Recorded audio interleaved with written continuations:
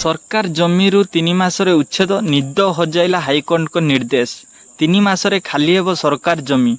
वर्ष वर्ष धरी सरकार जमी माड़ी बसी बड़ बड़िया निद हजाइछंती हाइकोर्ट।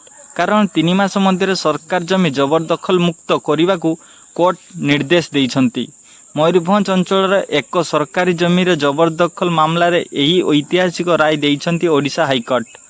जस्टिस हरीश टंडन और जस्टिस एम.एस. रमण खंडपीठ जनस्वार्थ मामलार शुणाणी करथिले।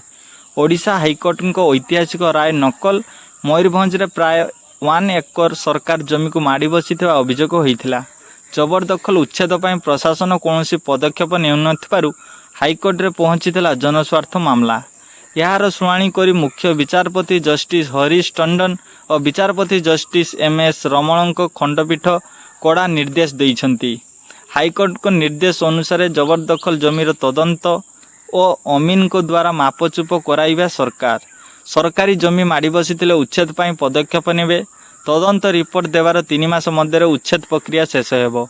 मयूरभंज बेलपाल विवादीय अंचल बड़साई तहसिल रे थिबा सरकार गचर जमी रे बेआईन भाव गड़ी उठी फर्निचर दुकान ओएल मिल ठारू आरंभ करी घरोई परिवहन संस्था। पूर्वर जबरदखल उच्छेद पर उद्यम बेले बाधा देइथिले लाभार्थी हेले कोर्ट को निर्देश पर जबरदखलकारी भाईणी पड़ी। विधानसभा तथ्य अनुसार राज्यर हजार हजार एकर अनाबादी और गचर जमी को माड़ी बसी प्रभावशाली। वर्ष वर्ष धरी कब्जा कर रखिथिले मध्य जबरदखल मुक्त हो पारु नाही। नजर पकांतु एई तथ्य उपरे। जबरदखल रे सरकार जमी राज्य में 11,20,000 हेक्टर रु अधिक एकर जमी जबरदखलकारी कब्जा रे।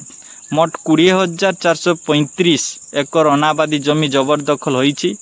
10,971.112 एकर गचर जमी होईची जबरदखल।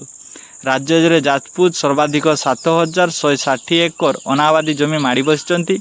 अनुगोल रे सर्वाधिक 2,914.424 एकर गचर जमी कब्जा रे रही।